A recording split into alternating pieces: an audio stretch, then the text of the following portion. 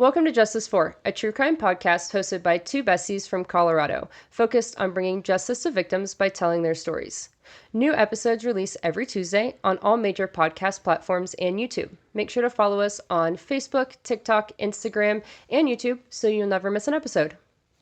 Trigger warning, this is a true crime podcast that does contain adult language, adult themes, and some content may be disturbing for some viewers. So please watch and listen with discretion.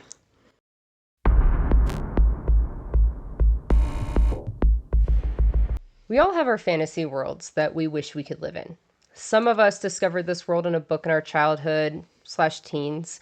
Others role-playing in fanfic forums on the internet. Others in movies. One thing we all mostly know is that it isn't real. No matter how much we want to be sorted into our favorite house or eat second breakfast with our Hobbit besties. She put that in there for me. I did.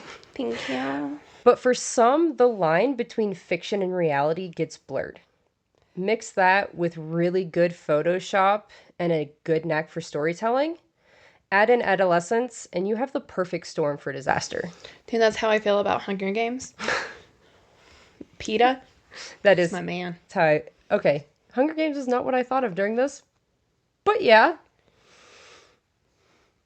Welcome back to another episode of Justice For. We're your hosts. I'm Jackie. And I'm Sam. Today, we're going to ruin your day. Oh. But Jackie has a survivor story. Technically, you're also ruining my day. I am ruining Sam's day too. I know nothing, technically. Well, you know a little bit. I know whispers of things. Yes. Yeah. All right, we're just going to get into it. I'm not even going to tell y'all. But you'll know this story once we get in it. So, Saturday, May 31st, 2014 was a nice warm day in Waukesha, Wisconsin, a city that sits between Milwaukee and Madison. It has a population about 400,000 people, so not a super small town, but you know. Yeah. And Greg Steinberg decided it was a great day for a bike ride, something he often did, and today he decided to take a different route than he normally did. As he came to the end of Big Bend Road, he saw a 12-year-old girl lying in the grass, and she was begging for help, saying that she had been stabbed. Greg could not believe what he was seeing. He shakingly pulled his phone out and called 911. And we're going to go ahead and play you a little clip of this 911 call because you can hear that even as he's talking, he doesn't even believe what he's saying. And the dispatcher is like, "Are you sure? She got stabbed." So, we're going to play that. Okay, sir, are you with her right now? Yes. Is she awake? She's awake. Is there any bleeding going on? Her clothing has got blood on it. Somebody's coming. Here any minute. Who did that to you? Dan Klein was the first officer to respond to the call, and he thought there was no way that a 12-year-old had been stabbed. He thought maybe she fell off her bike or something else, just definitely not stabbed. This was Waukesha. Nothing happened here. Waukesha. The way it's spelled is not the way it sounds. Wisconsin. So, and he was absolutely shocked when he saw 12-year-old Payton Leutner was laying in the grass covered in blood with stab wounds all over her. Payton started telling Dan how long the knife was and that it was her friends that stabbed her. She could barely breathe, and she just wanted to get out anything she could. Paramedics were tending to her this entire time and getting her into the ambulance while Dan is talking to her. When Payton arrived at the hospital, her heart was working in overdrive and her body was doing everything it could to survive. Adrenaline, man. Oh, yeah. And they had an investigator at the hospital waiting for her ambulance to arrive. She said that Payton looked absolutely terrified and was in horrible shape, but she knew she had to start questioning her because they weren't sure if Payton was even going to make it. Payton told them that her friends did this. Specifically her friend Morgan, and again, she told her how long the knife was. And it was a decent-sized knife. We're talking the blade was like this. Like a kitchen knife? Yeah, it was like a kitchen knife. Got it. So, it was decent. Police managed to track down Payton's mom, Stacy, just in time for her to get there before Payton went into surgery. And when she got there, she said Payton looked pale as a ghost. She couldn't talk. She was having issues breathing, and then she just started hearing the nurse say, "There's 5 on her arm, 7 on her leg, 2 nurses said, "I count 19." And her mom was so confused before realizing they were talking about the number of stab wounds on Payton. Stacy just kept telling Payton she was gonna be okay. So, I know you've got like 3 questions right now. I have more than minimum. 3. I have more than 3, minimum. yeah. Let me top But 3. I'm keeping it to myself because I know you're going to say, like, tell me things. So I'm just like, oh, wait. This is the beginning of the fucking story, Jackie. I know. So, who is Payton? Who the fuck is Morgan? And what the fuck happened? Yeah. So, let's start with the girls. Okay. Remember how Payton said her friends stabbed her? Plural. Her friends. Yeah, you just said it. Yeah. Yeah. But we've only mentioned Morgan. Yeah, that bitch. Yeah. Am I allowed to say that about a child? She's not a child anymore. We said that about Skylar, or not about Skylar, we said that about Rachel. Sheila Eddy and Rachel Strofe. This child. Huh? Fuck them kids, bruh. Listen, I am the parent of an 11-year-old, and honestly, fuck them kids sometimes. Fuck them kids, bruh. So, but Morgan was the only name that Payton was giving at the time. Okay. Payton was friends with Morgan Geyser and Anissa Weier. Okay. All 3 girls went to school together. Payton became friends with Morgan in the 4th grade. Payton said Morgan was always sitting alone and didn't think anyone should be sitting alone, so she became friends with her. And they quickly became really good friends. They often had sleepovers, they played dolls, and they were just kids. In 6th grade, Morgan met Anissa on the bus, and they lived in the same apartment complex. Payton didn't really like Anissa because she was mean to her. She wasn't very nice to her. So they weren't really a trio. It was more like Peyton's friends with Morgan and Anissa's friends with Morgan. And then they all just hung out. So, and they all just, so they were constantly hanging out at school because if they both want to hang out with Morgan, they're all going to be around each other. And that occasionally led to all of them having sleepovers, especially if it was at Morgan's house. Okay. So on Friday, May 30th, Morgan invited Anissa and Payton over for her 12th birthday. They went roller skating at the local roller rink, then headed back to Morgan's house for a sleepover. They spent the night playing American Girl dolls, playing on the computer, just pre-teen girl things. The next morning, the girls get up, eat donuts for breakfast. They were playing dress up, playing on the iPad, and then Morgan asks her mom if they can go for a walk. Now, Morgan's mom never let Morgan go for a walk out to like their park that had all the trails and everything by herself. She always had to have an adult with her. But she decided to make an exception for Morgan's birthday. She had her 2 friends with her. She just turned 12. What was the harm? And it's Waukesha. Nothing happens here. My mind is... I don't know what the word I'm looking for right now is. But firstly, I want to say, what kind of shit was I doing as a preteen if this is normal? Well, this is What like the normal now. Like, my daughter is just turned 11, and we just Yeah. kind of started phasing out of American Girl dolls and stuff. But when her friends do come over and they have sleepovers, they are playing dolls, they are playing dress up, but they're doing makeup and other stuff like that, and they're on the iPad and going stuff online. But, I mean, by 6th grade, I still wasn't doing that at sleepovers and stuff. But it's okay. These kids have a little bit more innocence with them, and that's fine. We love that because at sleepover, if you and I were friends at this age, I guarantee there would have been MASH. Oh, yeah, this is not what Making I was up doing our in own- middle school at sleepovers. Same. We would have been making up our own dance videos because this is what I we do were in my doing spare that. time anyway. We were on AOL Messenger, Yep. talking to probably 40-year-old men, That not even knowing it, should not have been talking to doing. these people. Yeah. So they were a little bit more innocent, Innocent? naive I'm sorry, what? for now. What?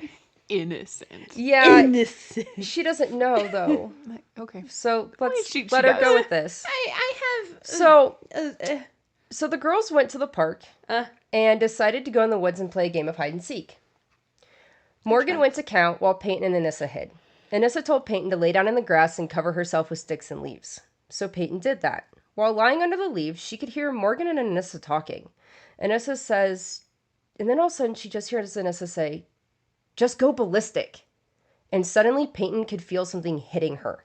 Then it all just stopped. She opened her eyes and she could see Morgan and Anissa just staring at her. She tried to get up, but her eyes went dark and it was hard to breathe, and she couldn't really stand.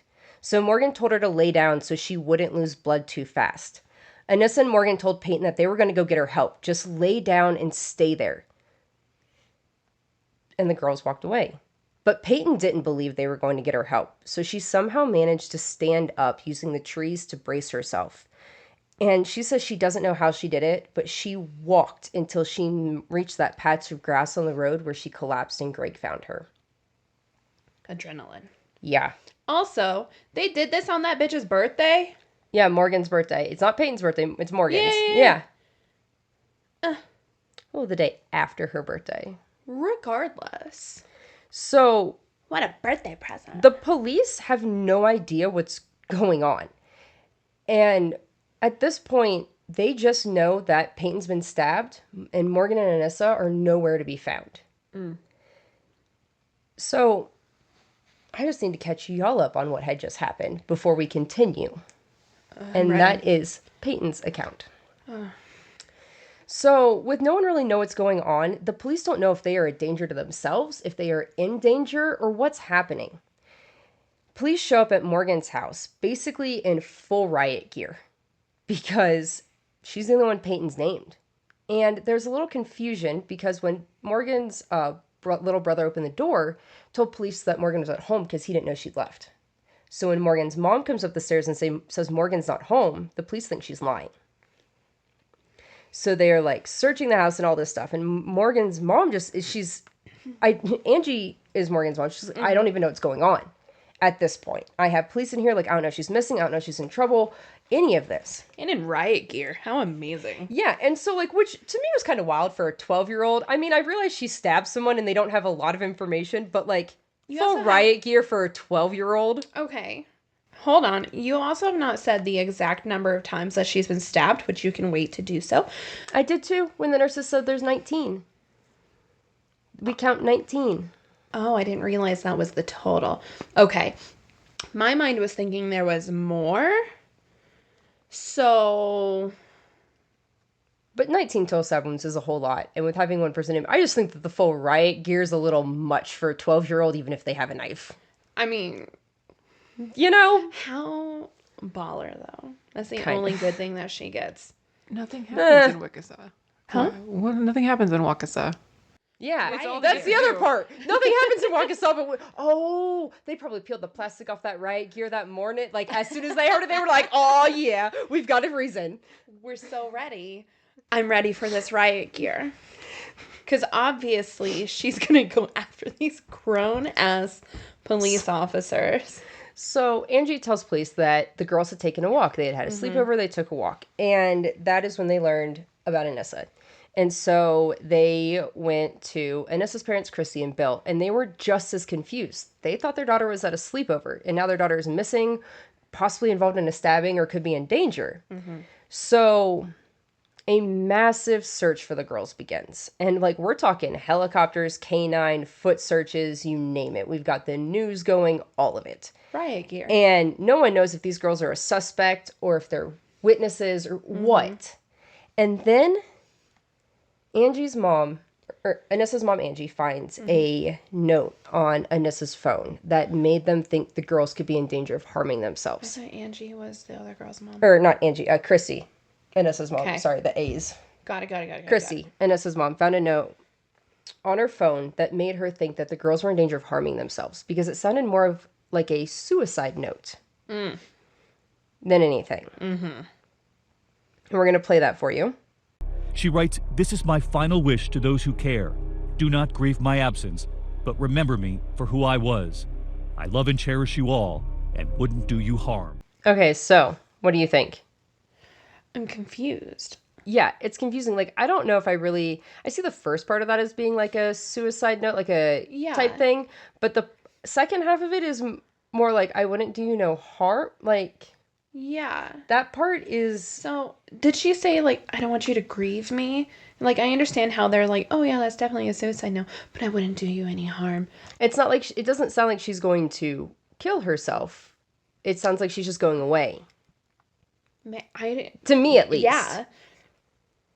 But yeah, That's I don't know. so It's so weird. And it's very odd verbiage for a 12-year-old as well. Like, Yeah. very. But I can see how her mom would think that. Yes. In, like, the frenzy of everything. Yeah. So, Morgan and Anissa were found 5 hours later, around 2:45 p.m., sitting on the side of Interstate 94. They had managed to make it to the north side of the city, and the girls were overall fine. A little dirty, but no injuries. Police found a knife matching the description Payton gave in Anissa's backpack. They also found, they also had what appeared to be bloodstains on their clothes. Mm-hmm. And they were taken straight to the police station to be questioned. Fun fact, in Wisconsin, minors can be interrogated without their parents present. No shit. Yes. Detectives said minors are more willing to be honest if a parent isn't present. So the girls were read their rights. That makes and they so were much interrogated. sense. Payton is still in surgery when the girls were brought into the police station. Mm-hmm. So police at this point do not know if Payton's going to make it or not. Still. Okay. Did she lose that much blood, or just we will? Shit? We're gonna get into it. We'll get okay. into that. Okay. So the police took Morgan and Anissa into separate interrogation rooms, and Anissa seemed a little scared. But I want to start with Morgan. Really quick, I just had a thought, just because I'm still thinking about this whole Wisconsin thing. Okay. Hear me out here. How smart is that, though? Like, to not have parents there? Because, absolutely. How many interviews have we watched where the parents are in there doing stuff? Aiden Fucci. Yeah. With his mom, like, whispering and other stuff. How many times do we see family members? Wasn't in there, but you know what I mean? Like, how many times with the when his parents were in the room, though, with the police officer, he wasn't saying anything, and they keep looking at their parents. It's also, like... It's, so, like, I think maybe what should be adopted is, like... the parents shouldn't be in the room, but like, they're giving permission from, like, the outside or some shit. On, like, the other side of a two-way mirror or some shit. Yeah. Yeah. That's... two-way glass or whatever. I know what you're saying. Yeah. That would make so much more sense, because absolutely kids are going to fucking talk more if their parents aren't there. It's like the same thing at the doctor. They'll kick parents out the room because teens are more willing to talk about things when their parents aren't sitting right there. Absolutely. Same concept. So, way to go, Wisconsin. Proud. So, let's start with Morgan. Okay. She actually seems just fine in this interrogation room. She's dancing around and just being a normal 12-year-old. She's not acting like she just stabbed her friend. Oh. At all. And she's not acting like she stabbed her friend and is now talking to police about it. She very calmly let them take pictures of the bloodstains on her clothes. And Morgan kept calling Payton Bella. She said it was a nickname for her since there was another Payton at school. She asked if Bella was dead. The detective said she was taken to the hospital, and Morgan, shocked, said, "What?" and then went back to a normal tone. Oh, I was just wondering. Bella, you're so naive. And talking like Twilight Bella? No, like she just, I don't know why she called her Bella. It was just the nickname she gave because there's another Payton in school. But it's weird. And Morgan, I need to note, like, the only time her tone really changes out of just like a normal talking, whatever, like I'm doing right now, is when she goes, "What?" to Payton not being dead.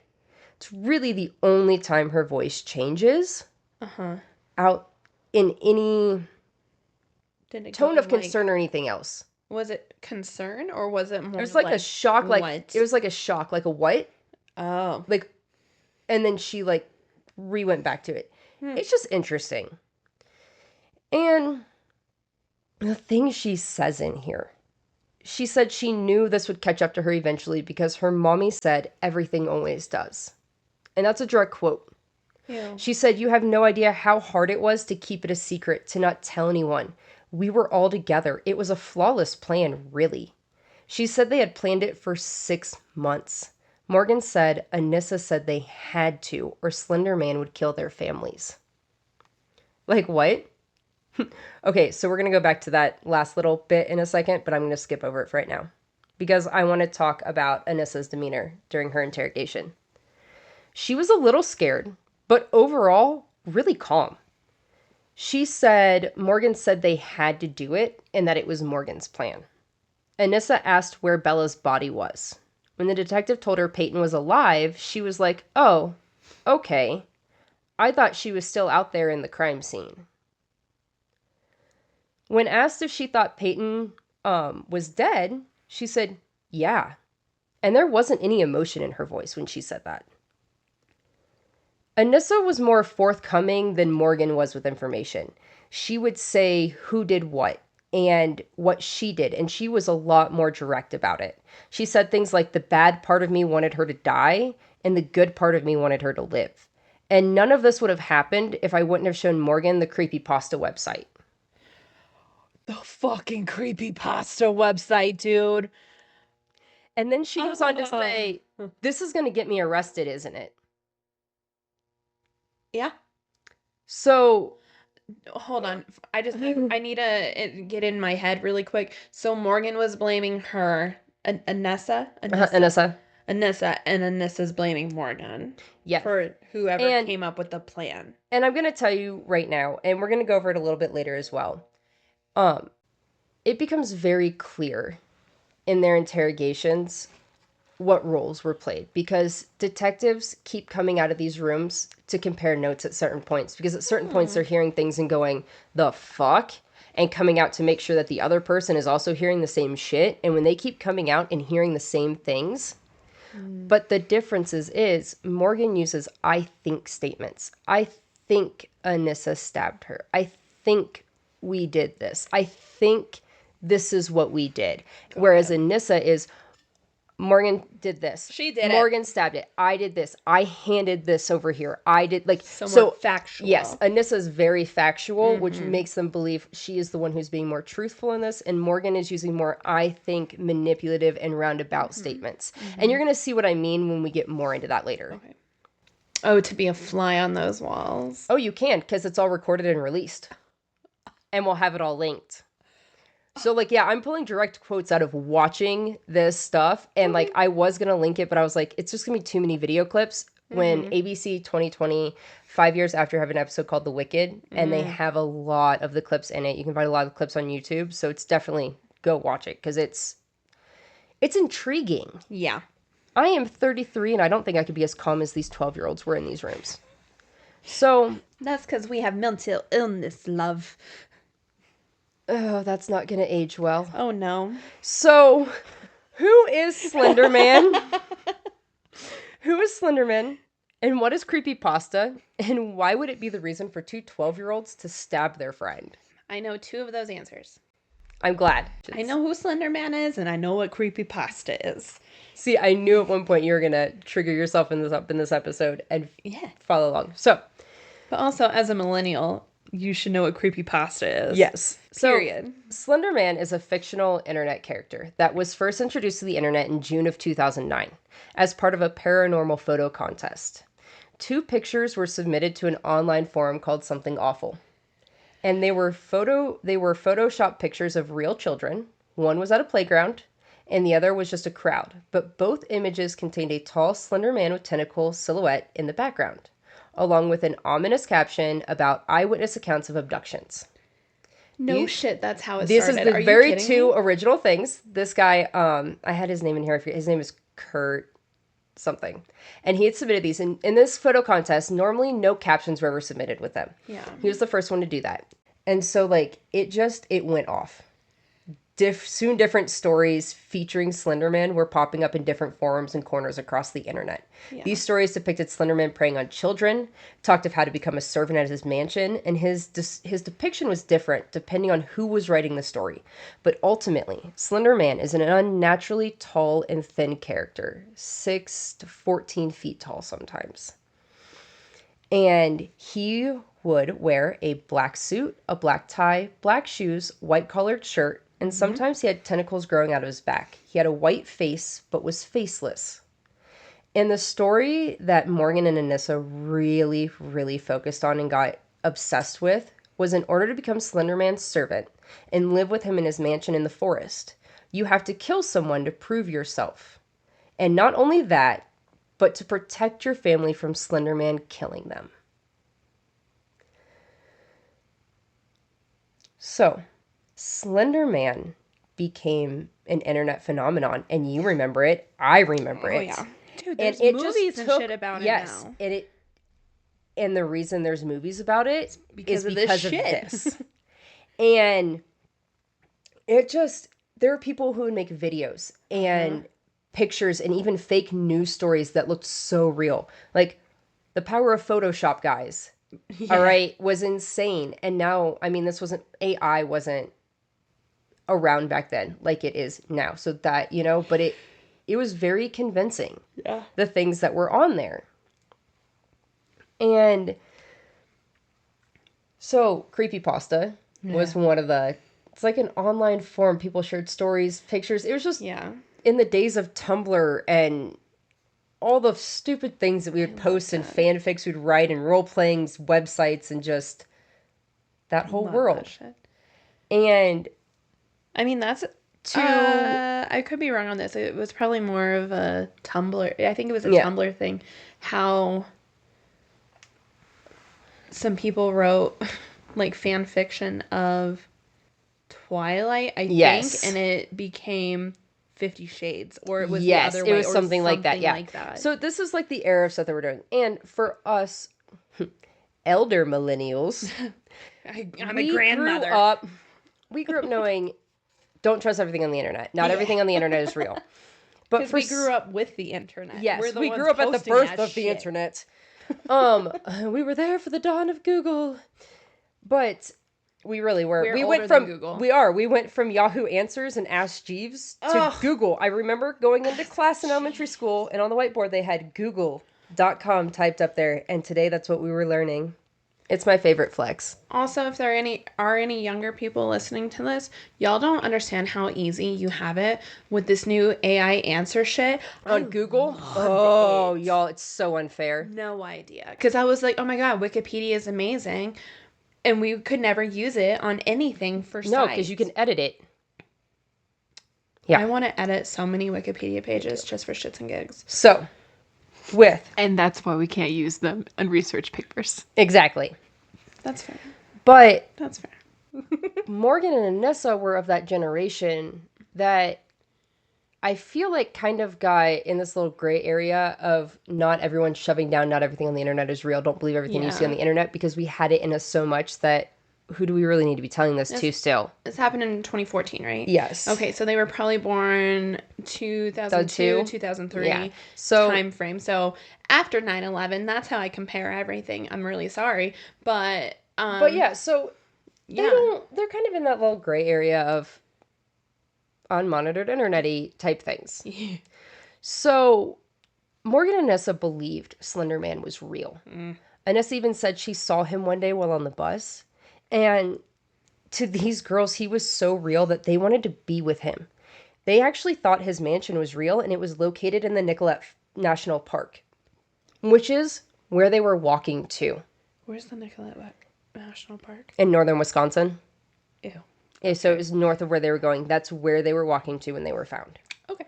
So Morgan and Anissa had been planning for 6 months to kill Payton in order to prove themselves to Slender Man and become his servants and live in his mansion, and to save their families from being killed by him. Remember, these are 11 and 12-year-olds. Can you imagine if they actually made it to the national park? Oh my gosh, yeah. And Morgan goes on to say that they were worried about getting caught planning it, so they would use code words. So instead of knife, they would say cracker. Instead of killing, they would say itch. This way, they could whisper on the bus, and even if someone heard them, they wouldn't know what they were talking about. The girls' original plan was to do it the night of the sleepover at Morgan's house. They planned to duct tape Payton's mouth shut and stab her. Then they would leave so they could get to Slenderman's mansion before anyone knew what happened. So that night, Morgan insisted they go to bed instead of staying up all night like she normally tried to do. She put on her headphones and set an alarm for 2 a.m. But when the alarm went off, Morgan and Anissa were too tired, so they just went back to sleep. Period. The girls all woke up at 5:30 and started playing on the iPad. Then they started playing dress up. I know, it's fucking ridiculous. My kid and her friends will be up to like 2 a.m. and then they're up at like 6:30. And I'm like, what is wrong with you? I don't know. So They all started playing dress up. And while Payton is putting on a dress in the bathroom, Morgan and Anissa were discussing plan number 2. They decided they would go to the park to kill her in one of the bathroom stalls. They would sit her on the toilet and then knock her out. They said, the internet said it's easier to kill someone if they are unconscious when you stab them. And it's also easier if you don't look them in the eyes. I mean, okay. Yeah. So Morgan took a knife from her house and showed it to Anissa when they left the house. So just like they planned, they go into the bathroom, and Morgan tries to knock Payton unconscious by hitting her head into the concrete wall. But it didn't work. So the girls decided to leave the bathroom, and while walking around, plan number 3 was devised. How did she talk herself out of hitting her head? So I don't know if she kind of just did one of those, didn't do it hard enough and could play it off like she was just joking and pushed her head and didn't realize how much force it actually took to knock someone out by doing that. And being 12 and never, Okay. So yeah, that part is a little Peyton, hi honey, run. So that's why I'm thinking that it wasn't a full blown grabbed her head and smashed it into a wall. I think she kind of just pushed her backwards, hoping that would do it. Yeah. Yikes. Okay. So, as they're walking around, Anissa whispers to Morgan and points at the woods and says, we could take her in there and do the deed. Ew. This next part, I had to rewind and listen to this 4 times because I could not believe what I heard her say. When the detective asked Morgan how they got Payton to go in there, Morgan says, I said, let's go bird watching. She says, people who trust you become very gullible. It's sort of sad. What in the fuck? I'm sorry. I'm laughing because I'm nervous. What? Yeah, exactly. And she says it so nonchalant, so deadpan, so chill. Like she was telling him her favorite breakfast and then explaining why she liked it. I'm putting this on the record right fucking now, okay? If either of you ever say, hey guys, let's go bird watching. So that's not how she got her into the woods, but that's what she said to the detective was what she wanted to say to her and how she would have gotten her into those woods. I'm just saying, I know. Never. I'm never hanging out with you again if you ever say, I know. We're going but bird for the watching. fact that a freshly turned 12-year-old can say something that psychotic. That's true. Yeah. But Yeah. when they got closer to the woods, a game of hide and seek was suggested by Anissa. And once in the woods, it was decided that Morgan would go count, Anissa and Payton would go hide. Anissa said, and I quote, then we were going to chase her down like a lioness chasing a zebra. Who said that? Anissa. Once Payton was covered up with the leaves and sticks, Morgan came over to Anissa and they began discussing who was going to do it. Anissa told Morgan that she just couldn't do it. And she handed the knife back to Morgan, and they had agreed that their word that they would say to start it all was ballistic. So Morgan got the knife, and as Anissa handed her the knife, she goes, go ballistic, go crazy. And that's when Morgan just began stabbing Payton. When the detective asked what it was like, she said it was like nothing. It was like stabbing air. She goes, I just stab, stab, stab, stab. It was like nothing. Huh. Exact quote.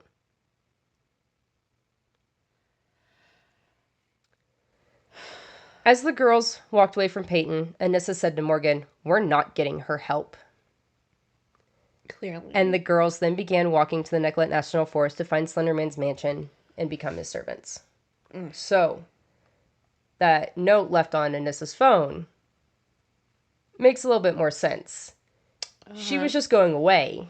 Don't grieve me. Don't grieve me, and I'm not going to harm you because, well, they just harmed somebody and now they're gone. I did this to save you. Yes. And detectives were just absolutely shocked by what they were hearing and observing from both of these girls. they have seen full-blown adults who can't even act this calm Yeah.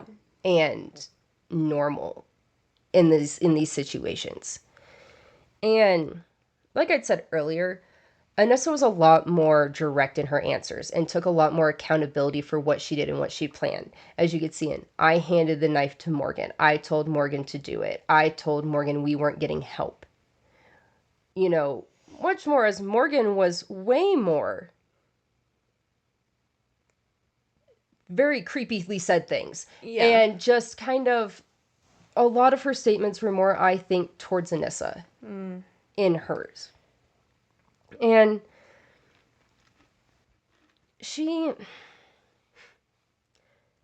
at one point, Morgan says that she felt no remorse about stabbing Payton. She said, I wanted to hurt people before, but they're not nice to me, so they deserve it. Yeah. After 6 long hours, Payton is out of surgery and on the road to recovery. Okay. This happened while they were in their interviews. Yeah. Yep. Dr. John Kielman, Payton's surgeon, said that it was a miracle that she was alive. There was one stab wound over Payton's heart that had it been the width of a human hair deeper, Payton would have had a major heart attack from the bleeding and she would have died within minutes. Literally, like, Yeah. a millimeter was the difference not even a millimeter. Yeah, it was a difference in life and death. Payton had 19 stab wounds to her legs, arms, torso, and chest. The stabs to her arms and legs only damaged soft tissue, but the 2 stabs to her torso had hit major organs, her liver and stomach. Payton said her first thought after waking up from surgery was if the police found Morgan and Anissa and if they were in custody. But she couldn't ask anyone because she was still intubated, and she stayed that way for a while. She wasn't able to breathe on her own for a few days. Did they puncture her lungs? With where it was in her With her stomach and everything else, like chest in her cavity? chest and everything like that, they Okay. couldn't. She just could not breathe on her own. I didn't see anything about any of her lungs being punctured, but I would assume a stab wound and anything to her chest could. Yeah. I'm honestly surprised that since they hit her stomach, she didn't bleed out. Because if your stomach gets hit, you're done for, dude. Yeah. So that's what her 2 major ones was, her stomach Okay. and her liver. So she had to use whiteboards to communicate in the meantime. And Morgan and Anissa were then arrested for first-degree attempted homicide. Now, the only question left was, will they be charged as adults or juveniles? Uh-huh.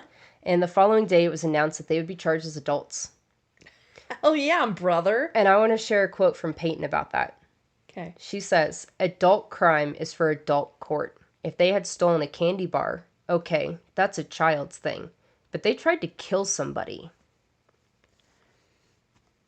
Snaps for Payton. Period. Snaps for Payton. With them being charged as adult, it made everything very public. The girls were brought into court wearing jumpsuits shackled at their wrists and ankles along with the belly chain. And people were really split about this. Some thinking these girls did a horrible thing and were old enough to know better, while others believed something was seriously mentally wrong with these girls and they needed help. Okay. Which, Okay. yes, I can see both sides of that. I mean, the statements Morgan is making in this interview, Absolutely. and the things Anissa saying, and how calm they are, and how much they just very much believe Slender Man is real, and they did this to go join him, and they did it to protect people. They literally walked 5 hours. 5 worth? hours, just walking Maybe a little 5 bit hours more. Like, yeah, they were found 5 hours later. So Because how maybe even more. long did it take for Payton to be found by Sir Greg? I think it only took her like maybe an hour. I don't think she was out So they there may for have very been long. walking for like 6 hours. 5 to 6 hours, yeah. Yeah. So, yeah, and they were just walking. They did nothing else. There is no things that they stopped. They went to like a library. They went to a gas station. They went, anywhere that kids would go to go do something fun. They went to a parking lot. They literally were walking because the distance they made it is how long it would have taken them to walk. Yeah. So in August of 2015, Morgan and Anissa pleaded not guilty by mental defect or disease. Payton said once she found out why they did it, she said she wasn't surprised at all because she knew how much they believed in him and thought he was real. It was actually a reason she considered not being friends with Morgan. But Morgan guilted her into staying friends with her, and Payton felt bad. Morgan didn't have any other friends, and she didn't want her to be alone. She had Anissa. Yeah, and even with Anissa being mean to Payton, she said she never suspected anything of them that night or day. She said everything seemed normal, even when they went for a walk, because nothing bad happens in Waukesha. I'm sorry, that just kept getting repeated in so many different things. By so many different people. But looking back on it 5 years later in that 2020 special, she said there were things that were off. No shit. I can point out a few of them. Like Morgan not wanting to stay up all night like she normally wanted to at sleepovers. Morgan wasn't allowed to stay up late any other time. It was the only time she was. She does remember seeing them whisper to each other here and there, but they tended to do that. And fortunately, Payton said she didn't feel any of the stabs. Her body instantly went into shock and protected itself. But she does say that was the moment that her trust was forever broken. And not only between her and Morgan and Anissa, but her trust in everybody. Totally valid.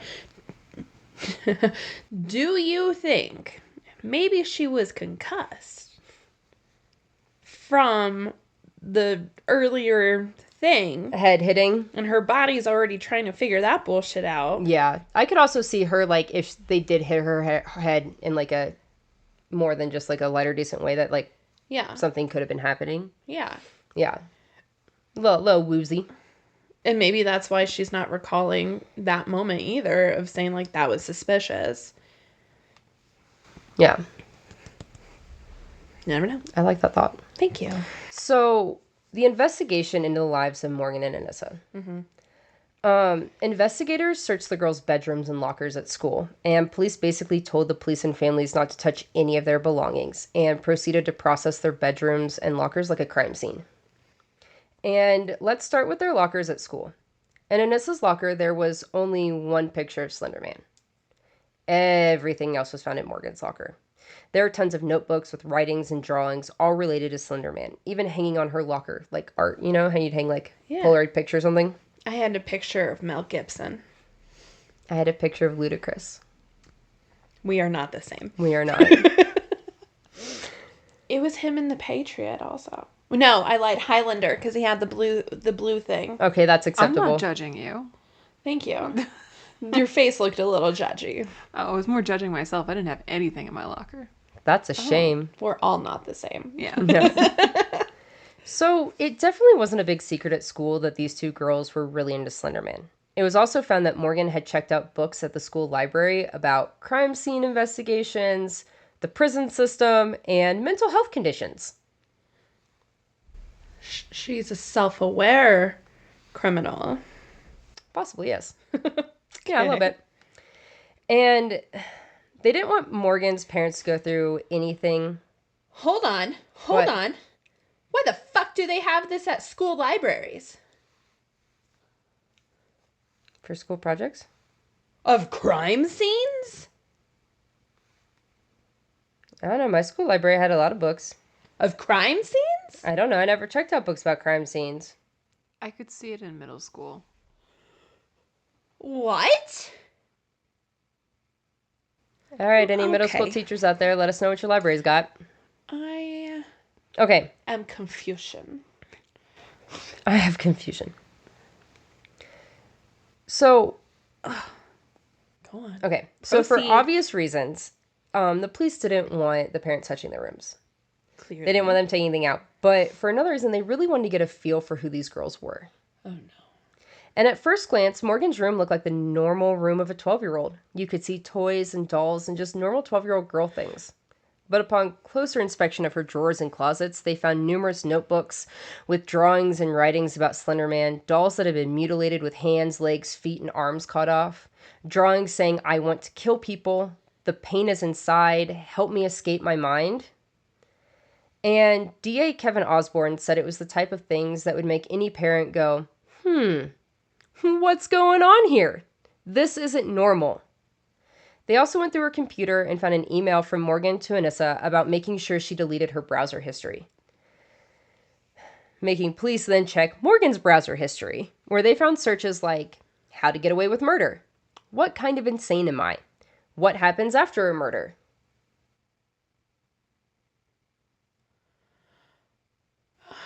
I'm keeping my thoughts to myself. Please continue. Anissa's room was similar to Morgan's. It had dolls and typical 12-year-old girl things. On Anissa's iPad, police found an email account that Anissa's mom, Christy, said she had no idea about, and she was shocked that Anissa would lie about her age and make a fake email. Anissa's mom only thought she had a school email address. Okay. And let's talk about the parents' reactions to everything that's being told to them and found when asked if they knew about Slender Man and what the girls had been doing on the internet. Morgan's mom, Angie, said she knew about Slender Man. Morgan showed them pictures and told them stories, and they didn't know she thought Slender Man was real. They didn't think it was too dark or twisted for her age because at 11, Angie remembered riding her bike home with the Stephen King novel It under her arm. And that book is dark and twisty, so she didn't think anything of it.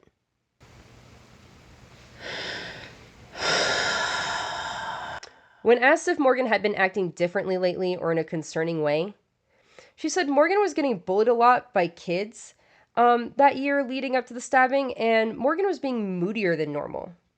But Angie just blamed it on her period starting and being a preteen.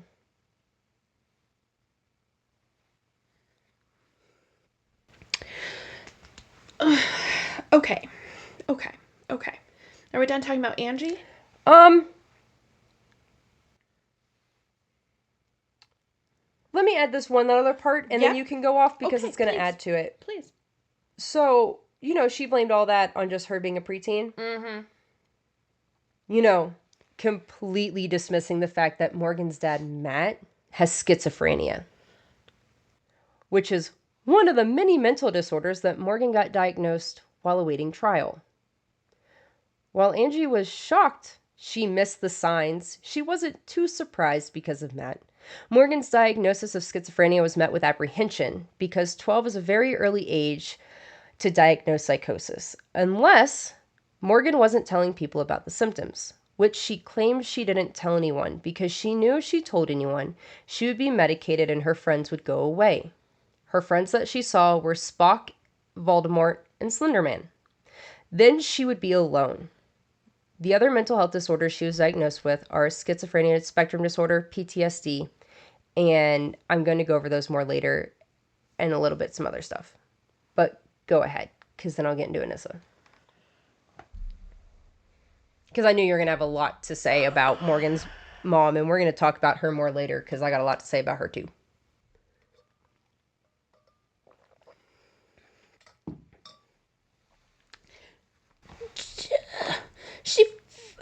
I broke Sam. You want me to keep going, or do you? I don't know. I can't process everything I'm currently feeling because I don't know. You want me to keep going? You know what? Yeah, I'm going to keep processing. Keep going. Okay. I have a quick question. Yes. Was Morgan's dad still, with the family? That is Yes, living in the house. Okay. And he's medicated. Clearly. We're going to get more into that. Okay. As for Anissa, her parents were divorced and she lived with her dad, Bill.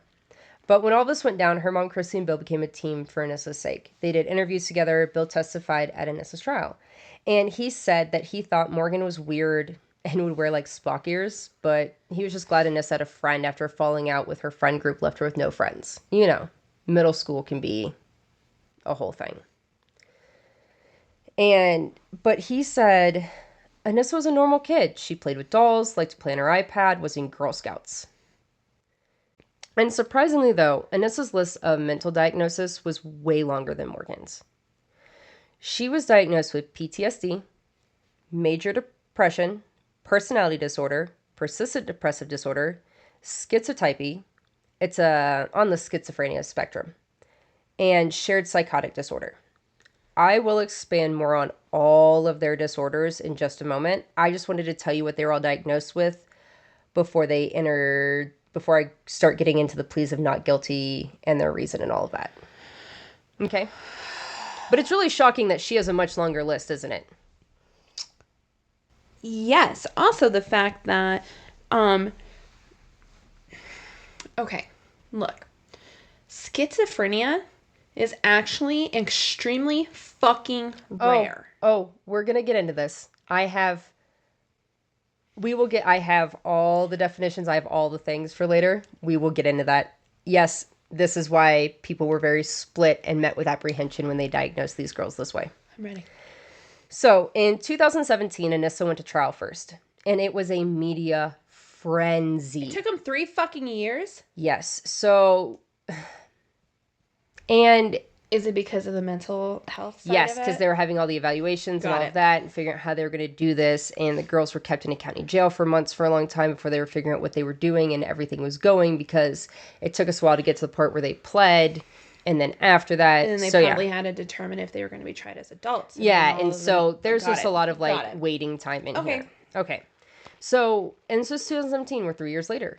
And Anissa's older now. She doesn't look like this tiny 12-year-old 6th grader anymore. Mm-hmm. But she shocked everyone by pleading guilty to a lesser charge of attempted second-degree intentional homicide.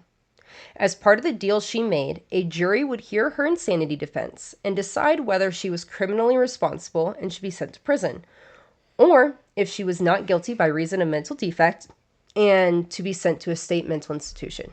Mm-hmm. The defense was, of course, all about mental health, and what Anissa's mental health diagnosis was. 3 experts testified that it was honestly pure chance that made the perfect storm. What were the chances that 2 12-year-olds with similar mental health conditions came together and just fed off of each other? That the shared psychotic disorder, and it's been seen in other cases, when 2 people with similar mental disorders or skewed moral compasses come together and do horrible things because neither one of them think it's wrong and neither one of them is going to say anything. It's this weird thing that happens. Okay. And we've seen it in other cases and other stuff. We have. And so the shared... like the shared psychotic episode, like that's going to be a really big thing in this, and we're going to get more into all of these definitions and diagnoses later. I have a whole part for it because it's a lot. Yeah. And so prosecution said nope. No. She helped plan this for 6 months. Period. She had multiple times to change her mind after the plans failed. And she said she knew what she was doing. Mm-hmm. They also brought up, and I didn't bring this up in earlier interviews, was that in her interviews, Anissa said that she did not know that there was a threat from Slender Man until after the stabbing. She said that Morgan did not tell them that Slender Man was going to kill their whole families until after the stabbing. So the prosecution said no. She did not feel threatened when she did this. She did this because she wanted to do this. Meanwhile, Morgan said that Anissa told her about the threat of Slenderman and killing their families, and that's why Morgan did it. So this is back where it's the Morgan using the I thinks and blaming it on Anissa, and Anissa being like, I didn't know. Mm-hmm. So it's a kind of a little bit split of who thought who in there. Mm-hmm. But as we get to the end, you'll understand why we take Anissa's thought process a little bit more. Even though she has a longer list. So the jury deliberated for over 11 hours. And Anissa was shaking as she was waiting for her verdict to be read. The jury found Anissa not guilty by mental defect. She was ordered to a mental institution, and the jury didn't believe she needed to be in prison. They believed she needed to be somewhere she could get help. After all, she was only 12 years old when this happened.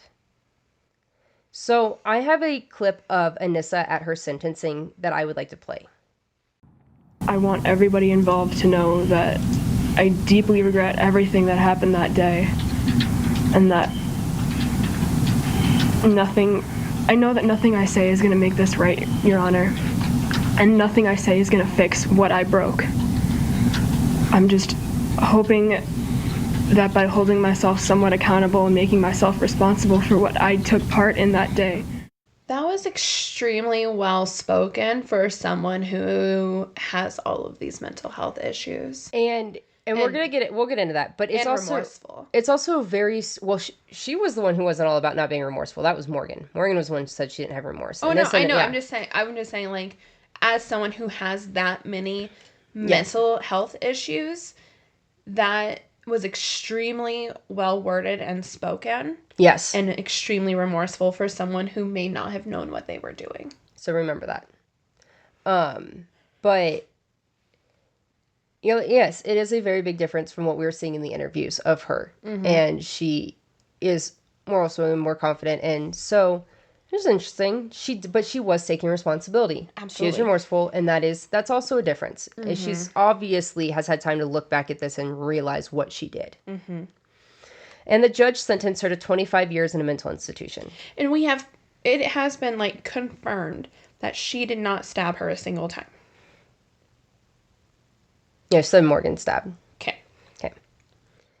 And her mom has fears that she will never know how to interact in society once she is out. Mm-hmm. And, I mean, that's a very valid fear. But we're going to talk more about her in a little bit. And Morgan was up next. And she actually made a deal with prosecutors before having to go to trial. She pled guilty to attempted first-degree intentional homicide, and prosecutors agreed to not challenge her insanity defense. Morgan spoke at her sentencing, and we're going to play that clip as well. I just want to let Bella and her family know I'm sorry. Never meant this to happen. I hope that she's doing well. Okay, so how weird is it that she's still calling her Bella? Like, I'm sorry, honey, you got that right taken away from you the second you stabbed her. You don't get to use nicknames for friends anymore she doesn't. Jackie literally just had to play that clip for me like 3 fucking times because I didn't hear it. The first one was my own fault because I was talking, but... Yeah. What? So, but you can clearly see the differences in their mental states. Anissa has obviously... Okay, and Morgan still seems like she's the same 12-year-old. Same 12-year-old. We're 3 years later, but she seems to still be the same person. And Morgan was sentenced to 40 years in a mental institution. A psychiatrist that was brought in to evaluate Morgan said he didn't think she was devious when she stabbed Payton. He thought she felt controlled by Slender Man and had no choice but to do it. But prosecutors said Morgan was clearly the ringleader, and it is fully believed that Morgan would have acted in some way eventually. But them finding each other by chance was what really made this go off. They sort of fed off of each other's mental illnesses without knowing it. And so now let's talk about exactly what Morgan and Anissa were diagnosed with. Mm-hmm. Before I go into the update of where everyone is now and where everything stands, because it's not where we just left them. Oh, fuck. So Anissa had a lot going on. And so I want to break all of that down. PTSD. Yeah. PTSD is caused by an extremely stressful or terrifying event, being a part of it or witnessing it. Like watching someone be stabbed 19 times? Yes. Crazy. It can last for months or years, affecting your ability to function on a daily basis. Uh-huh. That is the definition of PTSD. Uh-huh. It's just always good to actually have the real definitions out there. And we don't know if she is diagnosed with something from her childhood that did that, or if that PTSD came from the stabbing. From that event. Major depression, or MDD, is a clinical depression, and it affects how a person feels and acts. They often losing interest in things they enjoy, and this will usually last for at least 2 weeks. These episodes at a time in order for it to be MDD, a major depression. That's the difference between just depression and a major depression. Mm-hmm. And they are episodes that will last that long. And they're not always look the same. but there are standards for it. Personality disorder is such a broad diagnosis because there are many, many, many types of personality disorders, and they get broken down into 3 groups. There's Group A. Personality disorders Group A personality disorders have a consistently dysfunctional pattern of thinking and behavior that reflects suspicion or lack of interest in others. Okay.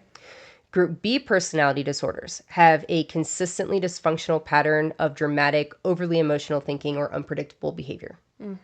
Group C personality disorders have a consistently dysfunctional pattern of anxious thinking or behavior. The schizotypy, which is on the schizophrenia spectrum, that is part of Group A personality disorders. So hers all really go together. They all do. Now, she is not technically schizophrenic. She did not get described as schizophrenic. She was on the schizotypy, which is in the personality disorder, which is on the spectrum. And that is all of our diagnoses that we had coming in trial. But her first initial diagnosis was having a shared psychotic disorder. And they weren't really off.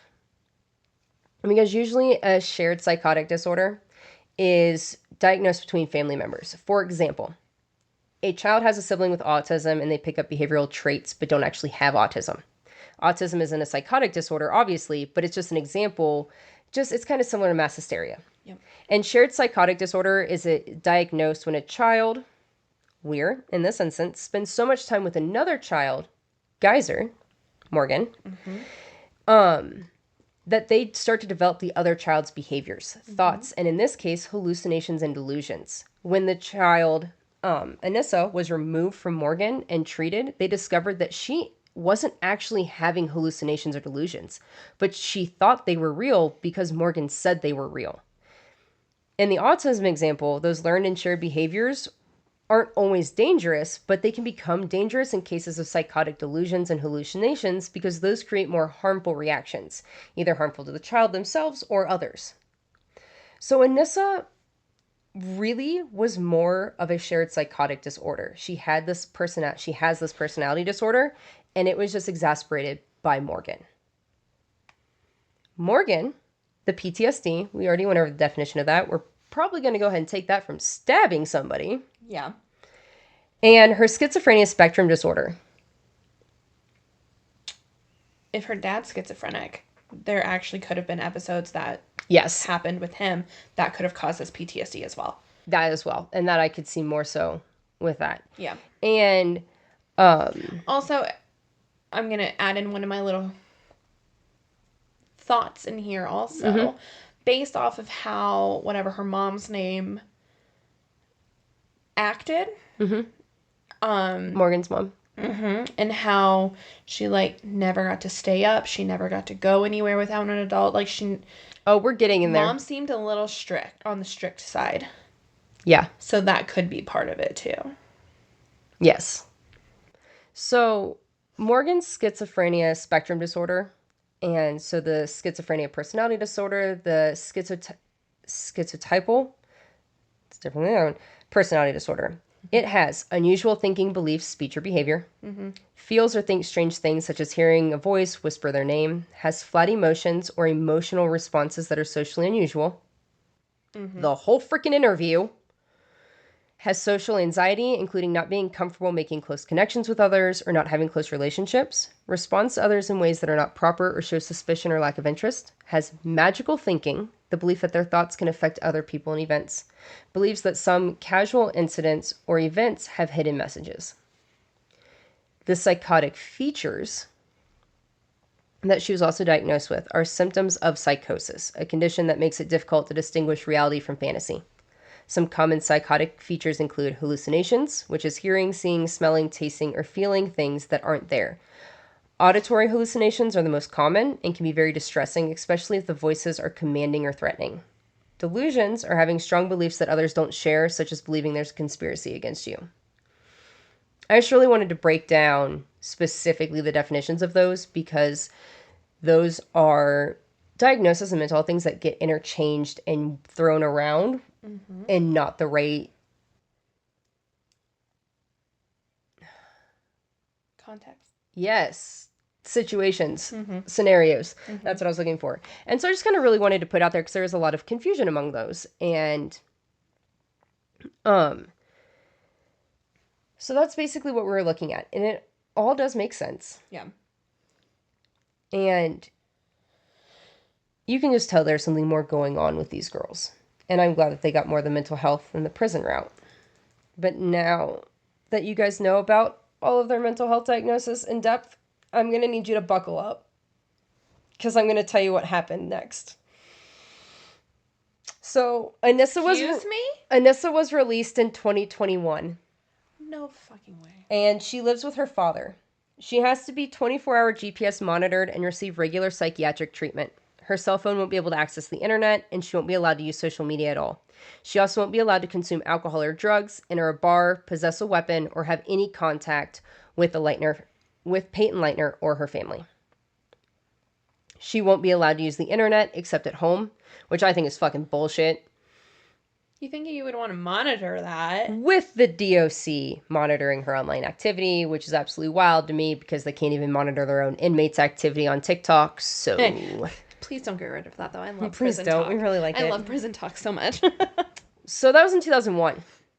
21. Oh, yeah, 2021, sorry. Then, in September of 2023... No, fuck off. A judge agreed to have her GPS ankle monitor removed. But all the other stipulations stayed in place.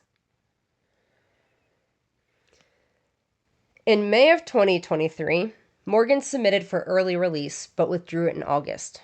Her attorney stated that she was making substantial progress and were expecting to refile a motion for release next year. But Morgan was denied release in April of 2024. So earlier this year. Even with 2 doctors testifying largely in Morgan's favor, saying that she has actively participated in therapy and medication management.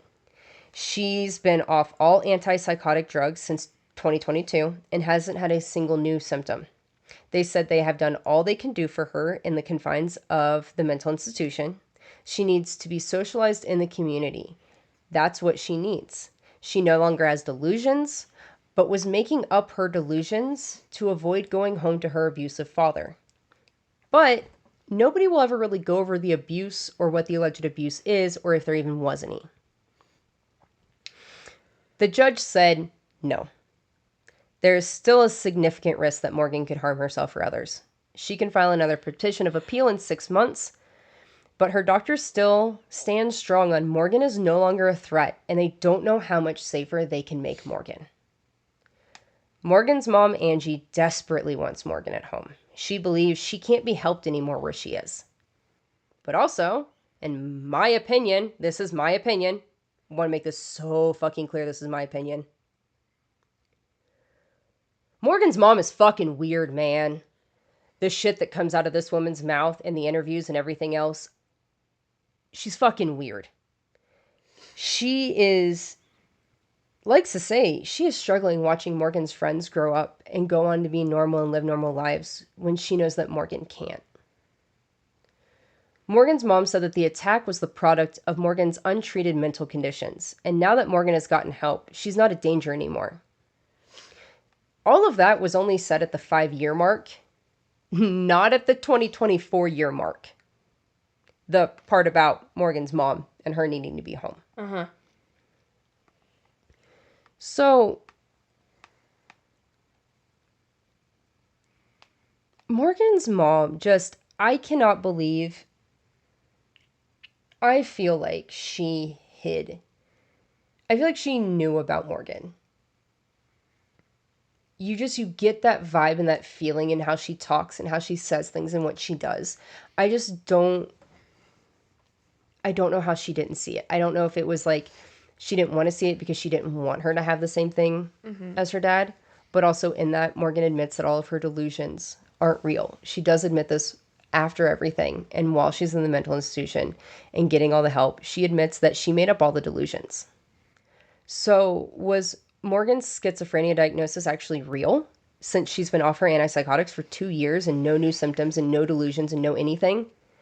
Or is it real, or did she just learn extremely well from her dad how to fake schizophrenia. She's been raised around it her whole life. She said that these delusions started when she was 3 years old, and she didn't tell anybody because she knew her parents would medicate her and make her friends go away.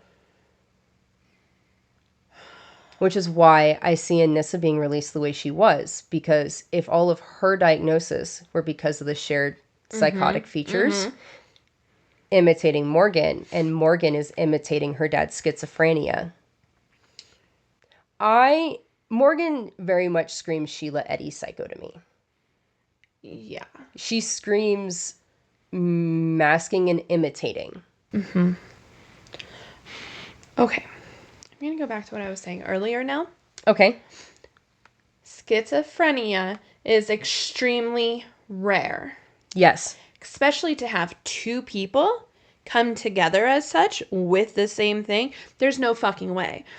Also, let me stress this. Schizophrenia is extremely rare in children. Yes. I'm not saying it's not possible. And 12 is extremely young to diagnose. Absolutely. Most cases, actually, they even if they're they have schizophrenia and they're not 18, they will not diagnose you with schizophrenia. Unless you have a major triggering event in your teens. There's that one family that was it 7 out of the 9 boys ended up being schizophrenia, and their triggers, one of the boys started in their 20s, and then the triggers just started getting sooner and sooner, and I think the last one triggered at 15 or something like that. That's wild. So yes, that is, there's rare cases, but very rare cases. That's why this was met with a lot of apprehension, because they were diagnosing these very young girls with this.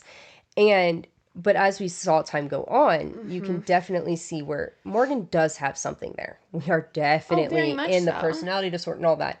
Anissa, I think she has much more of the shared psychotic features. She was being a 12-year-old trying to make sure she had friends, was following along with what your friends did. And just had like a you very said, weak mental mind. And she was, in a bad way to say it, a sheep. She was was a sheep. Very much. And Morgan is very much a wolf. Yes. And back to whatever her mom's name is, Morgan's mom, I wonder, because clearly she knows her husband has schizophrenia. It is very common for someone to have schizophrenia that has a child, for that child to fucking also have schizophrenia. So I wonder if she refused to put her in therapy, refused to do all this, but saw the signs, especially since she heard about Slender Man, most likely saw and or heard what she was doing to her dolls by mutilating them, all of the fucking notebooks. She says that they had no idea what they found, and she had no signs. And I know, I'm just saying, I know. I understand I am older than these girls, but... Oh, no, listen, if any of these things my kid brought to me, oh, hell no. Absolutely not. No. I put her in therapy for less. Yes. Also, if your child comes to you and says, oh, look at this Slender Man, don't you know about him?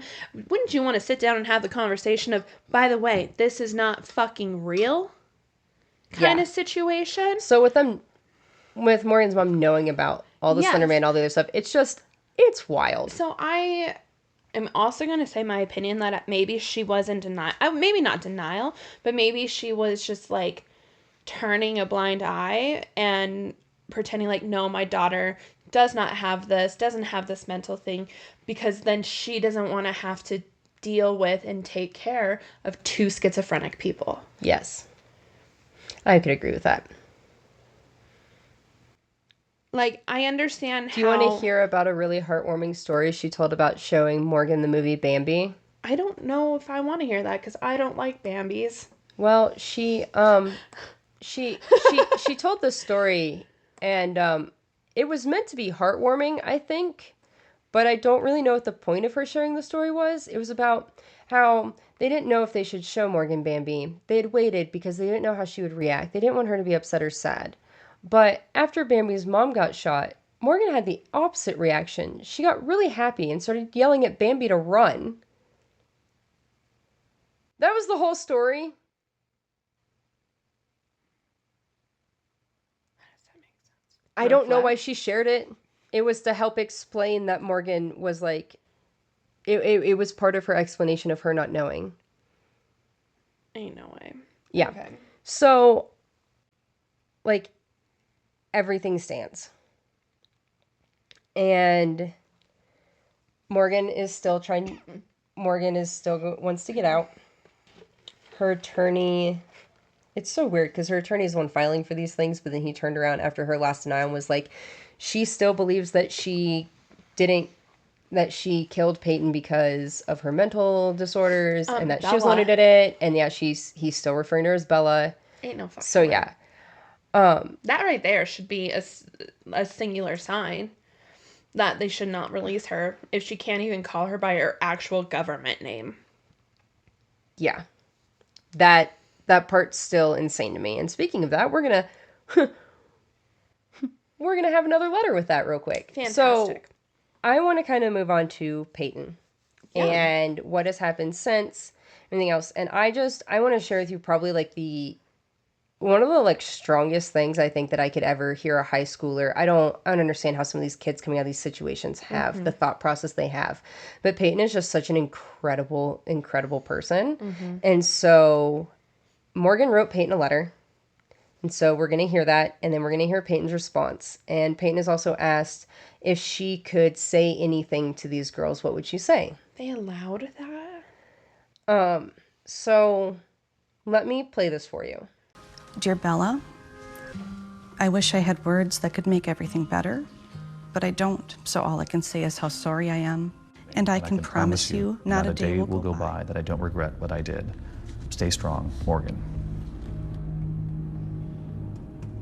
I mean, it's a nice gesture, and I appreciate it, but they're just words on a piece of paper. If she saw this interview, what would you want to say to her? Ooh, there's a lot that I would want to say to her. I would probably initially thank her, I would say.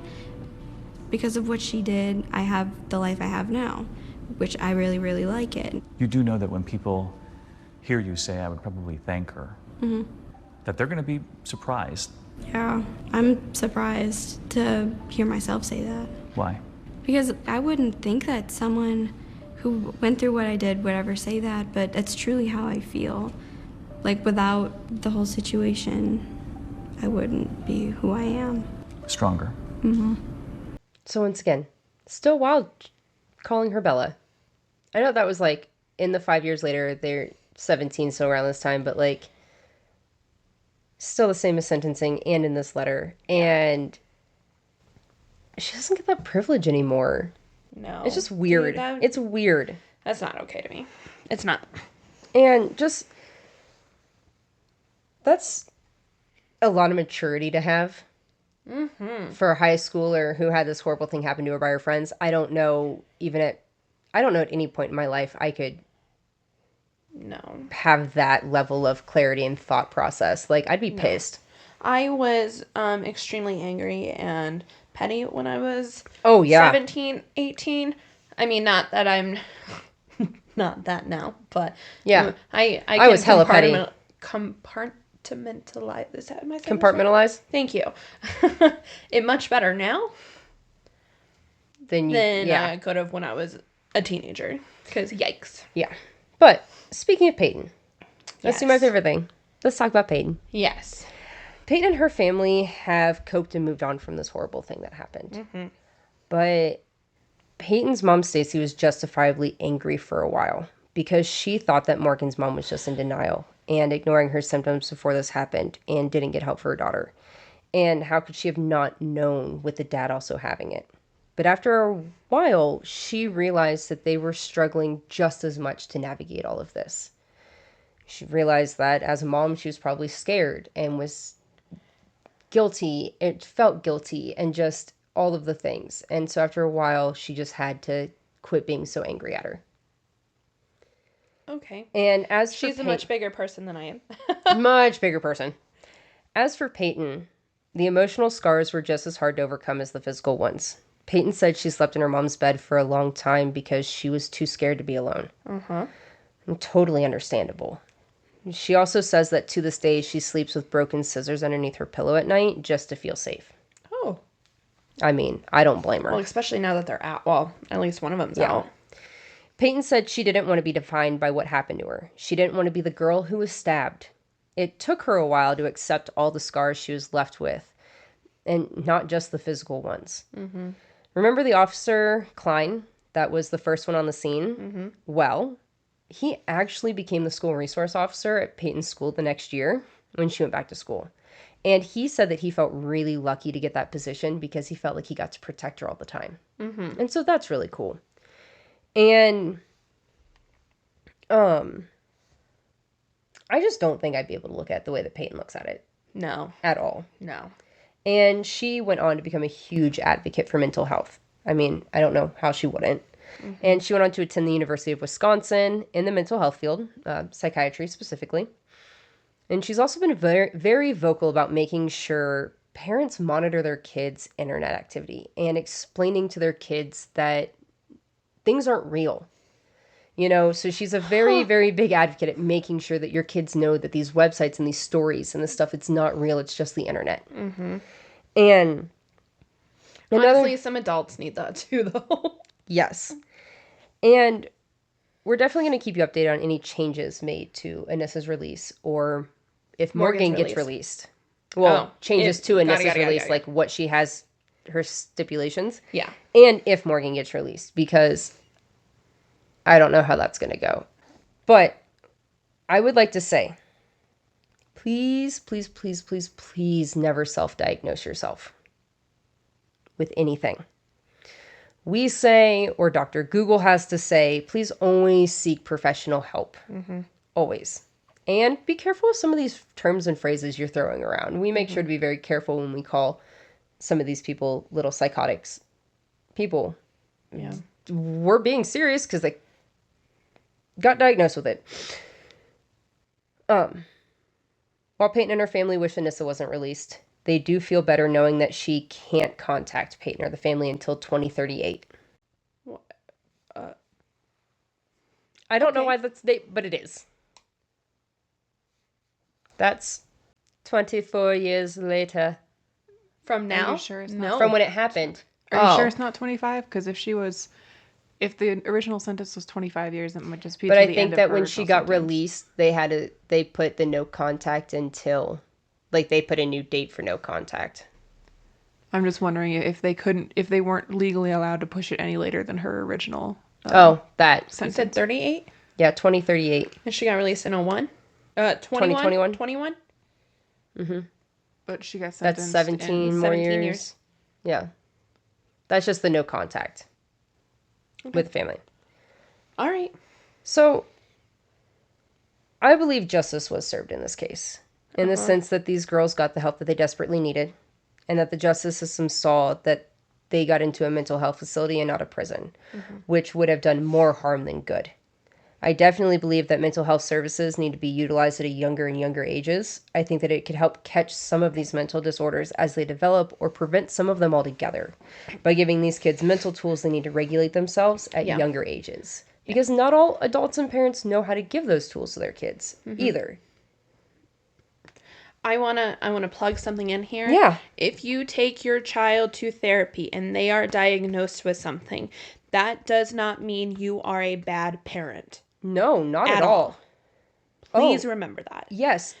When I called to take my daughter to therapy, I honestly, I had a therapist so shocked that she lost words for a second and told me that.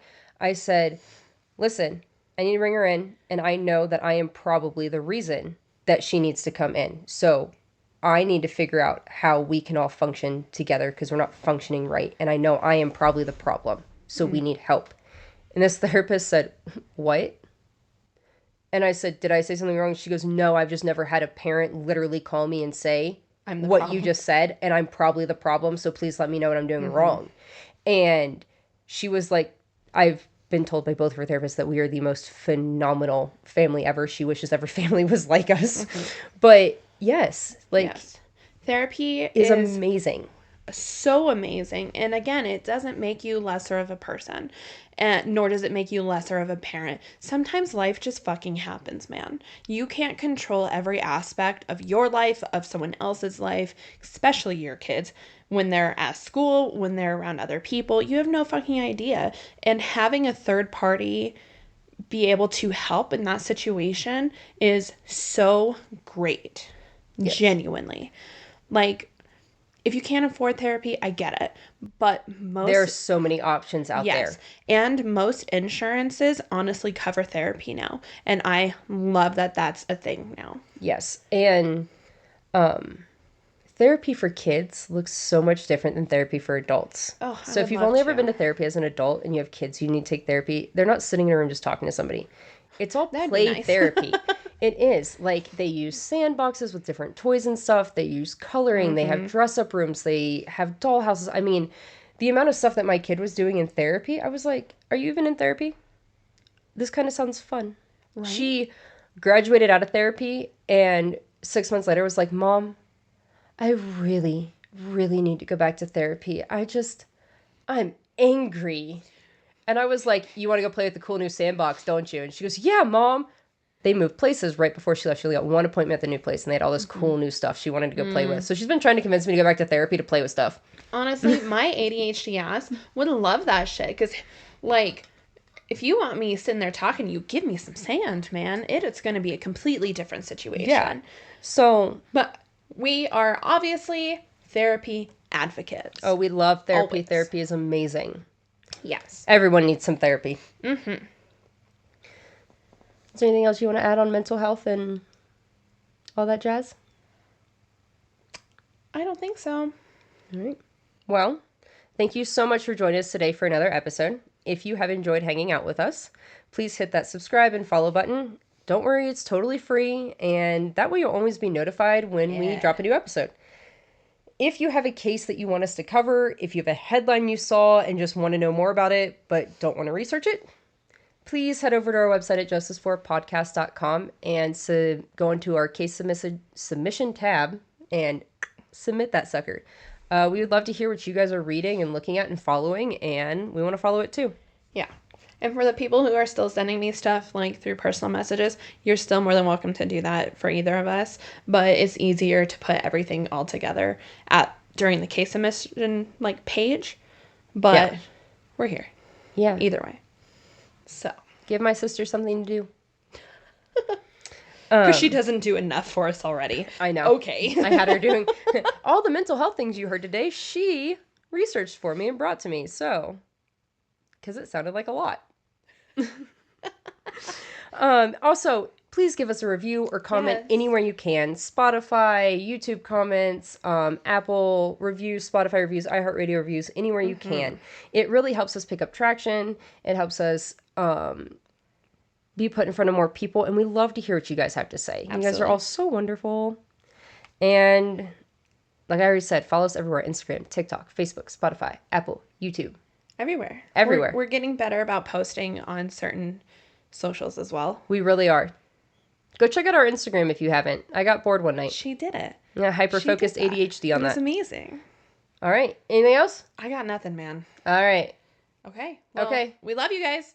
Okay. Bye.